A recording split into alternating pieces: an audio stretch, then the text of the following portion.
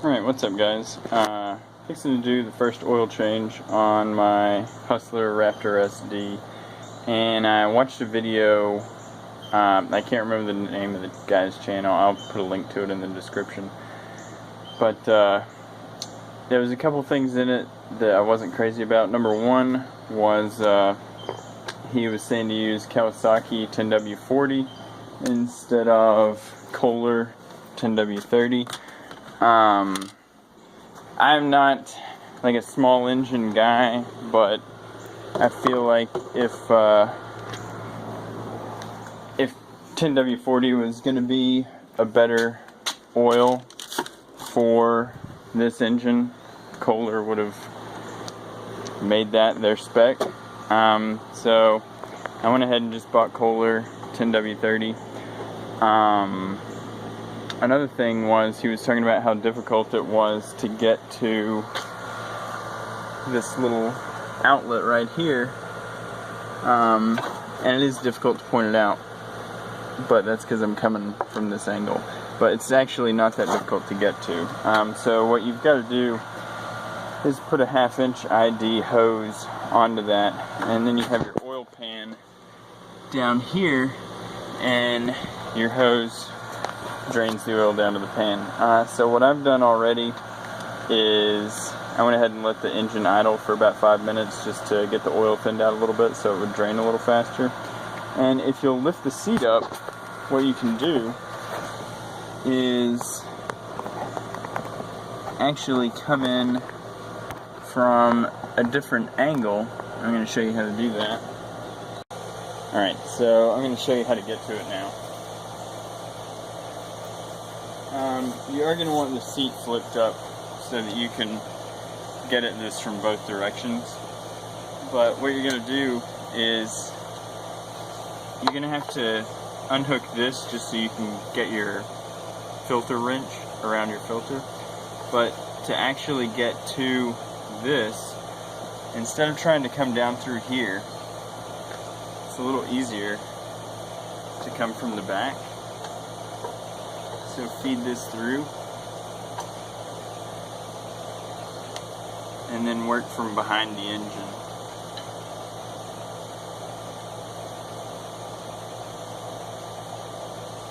And it just pops right on. So it's really not that bad to get to.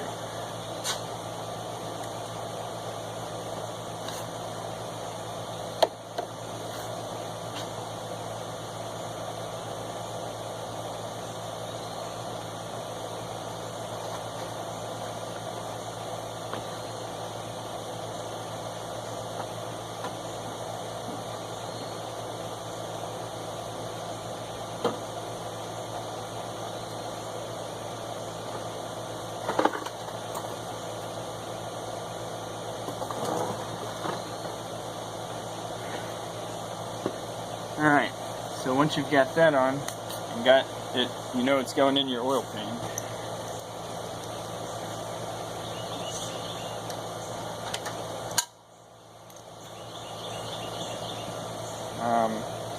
Honestly, it's not too bad. It's not terrible. It's not anything that would make me decide not to get the mower or anything like that.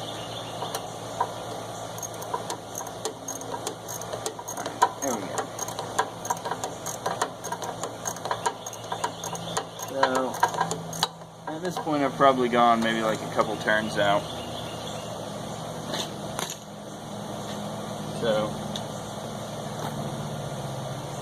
not sure if you can see it. 10 millimeters.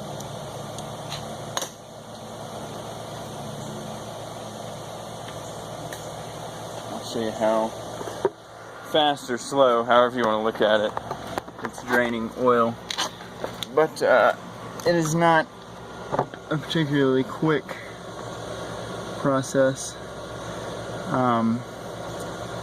But luckily it's only 2 quarts. So while that's draining, I'm just going to do a quick overview / kind of 1 year review. I bought this thing last year. I think it was delivered on July 6th. so it's been right at a year. You can see it's a little dirty. I usually blow it off after I mow, and I've hosed it down one time. The air filter and fuel filter, I think, are called for to be changed every 100 hours, as well as have the hydros serviced. So at this point, all I've done is check the air filter. It's still really clean. The hydros sound good, they feel good. So I haven't really had any problems. The only thing I'm going to send a picture to my dealer, and I say my dealer, the dealer, because I bought this at Lowe's. I would have rather bought it from the dealer though. But I think it was actually shipped this way, but I just happened to notice it the other day. Just this little piece of plastic is broken.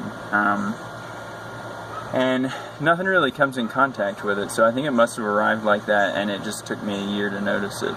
But you can see over here. So I gotta send them a picture of that, see if that'll be covered by the warranty. One thing to note, the mower, they've actually reduced the price on them this year. When I bought it, it was $44.99 plus tax, and they had it on sale for 4th of July, and we had just moved, so I had a 10% off coupon that they sent whenever we changed our address. So it was like a couple $100 off for the 4th of July, and then I got 10% off that. So when it was all said and done, I think my total price after tax was $4,200, which I was really happy with. It's a 60-inch deck. If I could go back, a couple things I'd do differently. Number one, I would have bought it from the dealer. The only reason I didn't was because Lowe's was going to give me 30 days to return it with no questions asked, and I wanted to be sure that my wife was comfortable using it.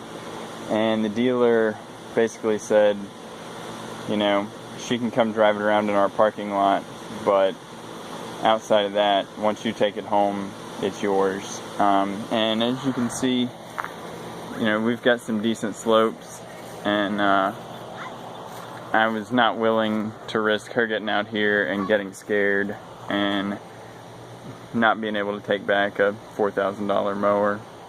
So, but it's done really well. I mean, all of this, the camera never does a great job of showing how steep it is, but all of this right here in front is pretty steep. Out there it's not too bad, and then up here next to the driveway going up to my neighbors is really steep also.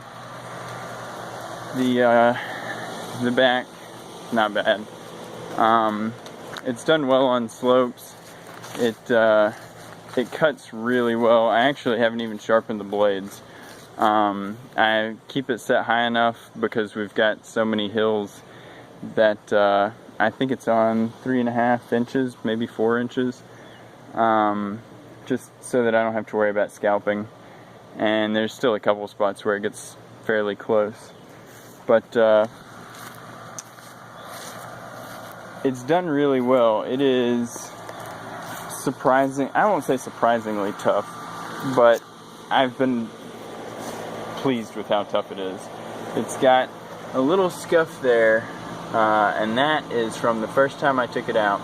The grass was just a little bit wet, and I was used to a zero turn, but it was a walk behind zero turn.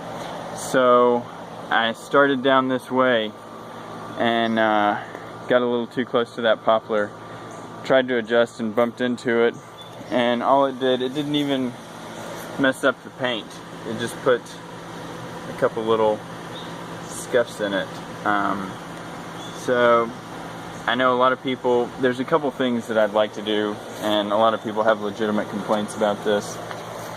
I need to drill a few holes in here, maybe like 1-inch holes, so that I can blow out from under there. Or if I don't do that, I'm going to get some stainless steel wing nuts to put in here, so that those are easier to take off and clean out.